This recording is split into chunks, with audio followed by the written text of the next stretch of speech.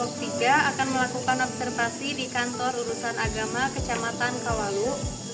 Perkenalkan, saya Raini Radziatur Rahmadani dari Prodi PTI. Perkenalkan, nama saya Laisa Sabila dari Prodi PTI. Perkenalkan, saya Eva Hamidah dari Prodi PTI. Perkenalkan, saya Repa Julianti dari Prodi PTI. Perkenalkan, saya Nuryanti dari Prodi PTI. Perkenalkan, saya Lani Prasiska Aprianis dari Prodi PTI. Perkenalkan, nama saya Kristina Lorita dari Prodi PTI.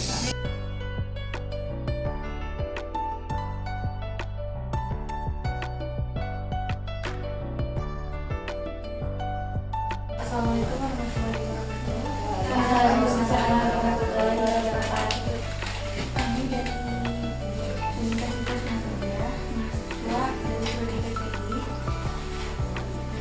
Izin untuk observasi dari Bapak mengenai pernikahan. Menurut Bapak, apa yang dimaksud dengan pernikahan? Khususnya pernikahan dalam Islam. Khususnya pernikahan dalam Islam. Ya, kalau kajian fikih itu banyak definisi tentang pernikahan, ya kan? Kalau kita mau mendapatkan kepada peraturan perundang-undangan, jadi ada Undang-Undang Nomor 1 Tahun 2004, kemudian ada Kompilasi Hukum Islam, kemudian ada Peraturan Menteri Agama Nomor 20 Tahun 2019. Di situ ada satu klausul di pasal satunya bahwa pernikahan itu adalah ikatan perkawinan yang sah antara suami istri yang sah berdasarkan kepercayaan masing-masing. Artinya dalam praktek fikihnya KUA tidak bisa memaksa kembali kepada keyakinan masing-masing. Nah, tetapi resmi tercatat di negara yaitu KUA. Nah, itu berdasarkan perundang-undangan. Kalau fikih bisa berkembang. Pertanyaan kedua, apakah kantor urusan agama ini menyediakan kursus pra-pernikahan atau konseling pernikahan? Ya, yang disebut dengan BINWIN. Kalau dulu Sussatin, khusus calon pengantin. Nah, BINWIN itu ada dua, ada BINWIN yang dibiayai oleh negara, ada BINWIN mandiri. Nah, bimbingan perkawinan yang dibiayai oleh negara itu biasanya ditentukan oleh Kementerian Agama. Nah, ada bimbingan yang mandiri. Bimbingan mandiri adalah bimbingan calon pengantin yang dilaksanakan oleh KUA Kawalu setiap hari Selasa dan hari Kamis. Itu swadaya. Kemudian yang kedua ada yang disebut dengan BP4, Badan Penasehatan Pembinaan Pelestarian Perkawinan. Itu dulu ex officio ketuanya adalah kepala KUA, sekarang dilepaskan ke tokoh masyarakat, tetapi sekretariatnya ada di KUA. Apa yang dilakukan oleh BP4 itu satu, konsultasi perkawinan, yang kedua konsultasi perceraian. Hanya dalam tatanan praktisnya BP4 itu hanya berjalan bagi orang yang bercerai, itu pun kalau PNS. Karena kalau PNS itu ketika mau perceraian belum tentu di ACC tanpa izin atasan. Nah, atasan mengizinkan PNS untuk bercerai kalau ada rekomendasi dari BP4 atau rekomendasi dari KUA, sehingga yang berjalan itu hanya konsultasi perceraian. Nah, kalau perkawinan itu hanya berjalan berkaitan dengan bimbingan perkawinan. Ideal itu ada karena ada konsultasi perkawinannya, ada konsultasi perceraiannya, dan konsultasi yang lainnya.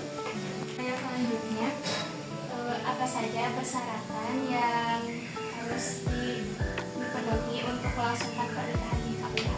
Ya, 20 tahun 2019. Di situ ada rinciannya, gitu kan, administrasi yang penting dipastikan dulu surat fikihnya nggak ada masalah. Surat fikihnya tidak masalah.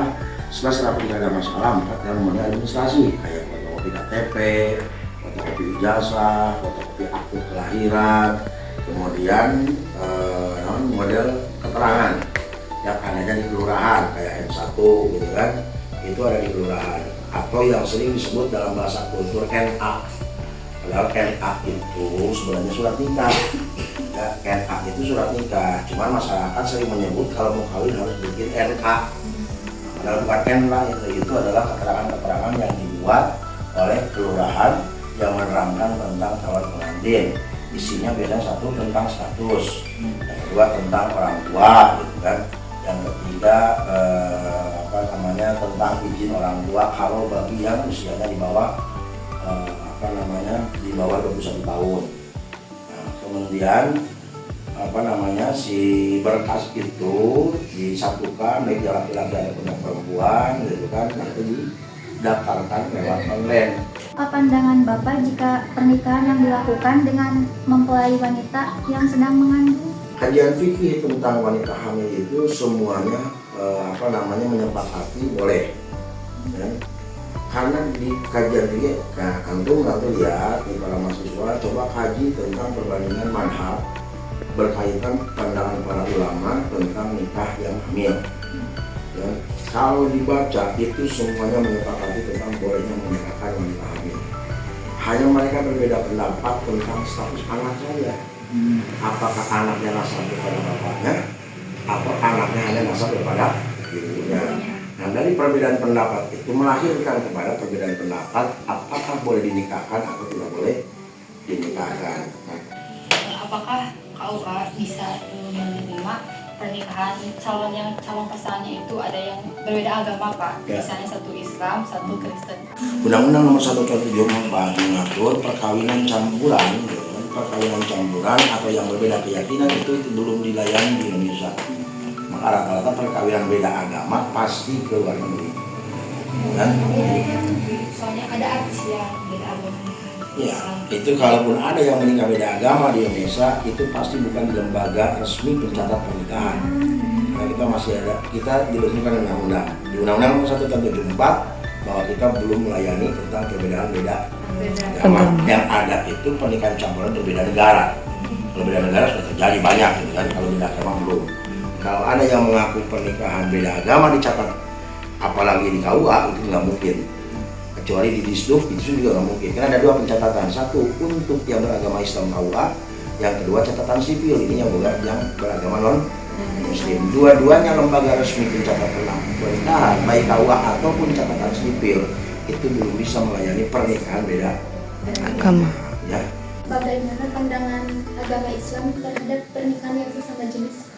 Contoh yang dulu pernah di KUA Ciledug itu pernikahan laki-laki dengan laki-laki.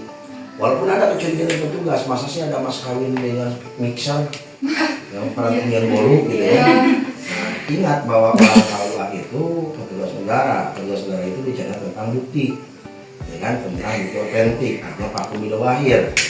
Nah, fisiknya nggak ada permasalahan, administrasinya juga nggak ada permasalahan. Nah, kalaupun terjadi ini di mana ya kalau alam, ini yang membuat KTP-nya seperti apa? Karena pernikahan itu perlu tidak hanya kajiannya secara fikih saja, ada kajian administrasi, kajian psikologi dan lain sebagainya. Nah, ketika terjadi pernikahan satu jenis, Bapak meyakini itu bukan karena memang lembaga resmi melegalkan atau melayani, pasti karena petugas dikelabui. Apa saran atau panduan dari Bapak khusus bagi pasangan yang memutuskan untuk tidak memiliki anak? Ini tidak punya anaknya apa? Ada karena faktor kesehatan, kan gitu. Berarti harus selesaikan dulu kesehatannya. Apa karena faktor sosial? Apa yang menjadi permasalahannya? Ini harus dipelajari, harus dikaji lebih dahulu. Kenapa? Apalagi yang berkeyakinan agama Islam itu justru menikah itu untuk punya keturunan satu di antaranya. Kenapa Rasul menyampaikan tajawadu walud, nikahilah oleh kalian wanita-wanita yang banyak keturunan. Jadi sangat ironi kalau ada pasangan yang menikah malah tidak mau punya keturunan. Terima kasih untuk perhatiannya dan jawabannya. Mohon maaf atas mengganggu waktunya. Wassalamualaikum warahmatullahi wabarakatuh. Waalaikumsalam. Sekian dari kelompok kami. Wassalamualaikum warahmatullahi wabarakatuh.